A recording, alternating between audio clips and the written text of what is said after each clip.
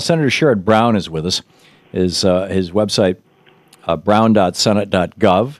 You can check it out. And Senator Brown, welcome back to the program. Good to be back. Thank you, sir. You issued, and thank you for joining us. In advance of the State of the Union, Senator Brown calls for creation of a national network for manufacturing innovation. You were talking before the State of the Union about what you were hoping to hear. I'm wondering now, the day after the State of the Union, if you heard anything close to what you were hoping to hear. Yeah, we heard a lot of what we want. I mean, the president mentioned a pilot project that kind of came out of this area called the Tech Belt between Pittsburgh, kind of linking Pittsburgh, Youngstown, Akron, Cleveland, and what that means for manufacturing innovation. The Department of Defense, in conjunction with several universities and community colleges and local businesses and all, really see this as an example of how we can spawn manufacturing and sort of additive manufacturing, advanced manufacturing in different regions around the country. And the president wants to do 15 of these. This was the first.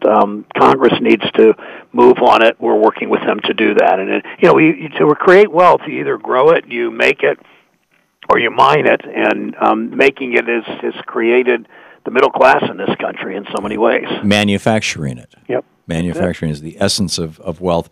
Well, I've been throughout the show here, playing clips of and going through this through the president's speech last night. It was, in many regards, a progressive's wish list. Excuse me. You're in the United States Senate.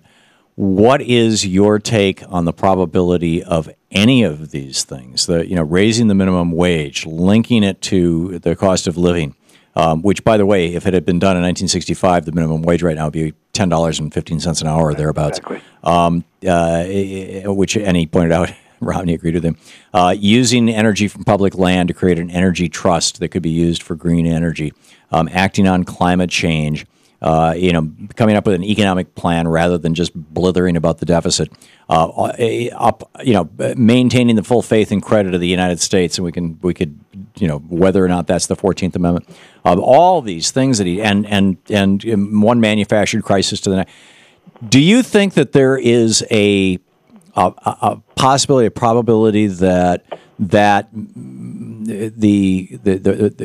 Republican group that met in the caucus room the night that the president was inaugurated 4 years ago and basically swore a blood oath to each other, including Paul Ryan, to obstruct his plans? Mitch McConnell saying that his number one job was to prevent him from becoming a two-term president.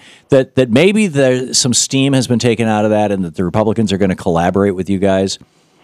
Oh, I think there's no question that steam has come out of that for them. I mean, they are in a period of great introspection. I was going to say great introspection. I'm not sure that some of my colleagues are quite capable of that, but they clearly are doing some self-examination of what the future for their party. I mean, they've got the problem of African Americans are gone for at least a generation. Latinos, they continue, even if they pass an some of them are willing to vote for an immigration bill. The kinds of racial, if not racist, comments that a number of them will be uttering in opposition to moving forward on it. Not to mention that immigration reform isn't going to turn Latinos back over to the Republican any time near future to the Republican Party. They got a problem there, and they got a terrible problem with young voters. So I think they are clearly concerned. That gives the president a couple of options. It gives him the option, I think, and he will do this for sure, to put pressure on them to adopt some of his programs that they might not be so thrilled with. But second, I think the president stated unequivocally that he will use his executive powers in every way they can figure out, whether it's on climate change, whether it's on election law, whether it's on job growth.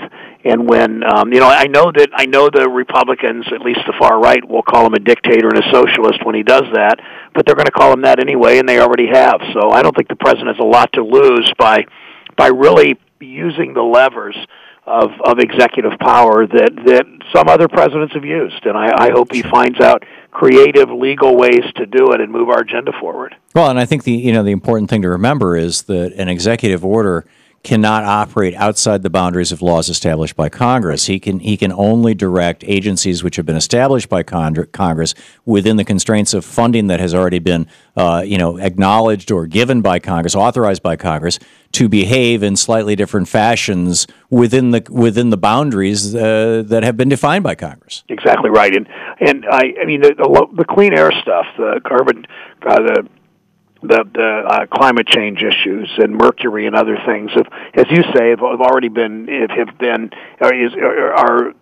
those powers were given to the executive by the Congress some years ago. President Bush didn't choose to exercise them. President Obama will, and I think that's good news. And that's how this system of government works. And of course, they're going to be critical of the president. They're going to be hysterical about some of the things he tries to do. But that's why we elected him. And to them, and I liked one thing the president said about sort of their economic policy.